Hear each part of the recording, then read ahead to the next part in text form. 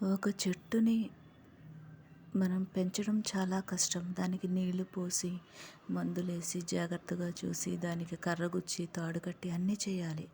ఆ చెట్టుని పీకేయడానికి చెయ్యి సరిపోతుంది, నరికితే ఒక కత్తి సరిపోతుంది.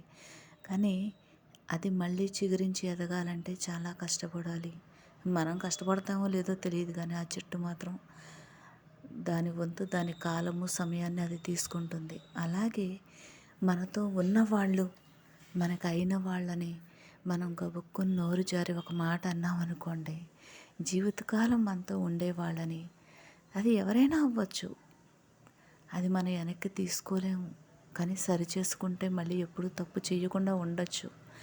చాలామంది 99% నీ వల్లే, నీ కారణంగానే నేను ఇలా అయిపోయాను, నా జీవితం ఇలా అయిపోయింది, నువ్వే చేసావు కదా, నువ్వే చెప్పావు కదా, నువ్వు అన్నావు కదా, ఎదుటి వాళ్ళ మీద తోసేయడం ఎంతసేపు, బాధ్యతని మొయ్యడమే కష్టం. భుజాలకు ఎత్తుకుని ఏదైనా సక్రమంగా నిర్వర్తించడం అనేది చాలా కష్టమైన పని. చేసావులే, ఈ మాత్రం పని ఎవడైనా చేస్తాడు అని చెప్పి తీసి పాడేయడం సెకను పాటు చాలదు. గాయపడిన మనసు ఉంటుంది, దాన్ని సరిచేయగలరా?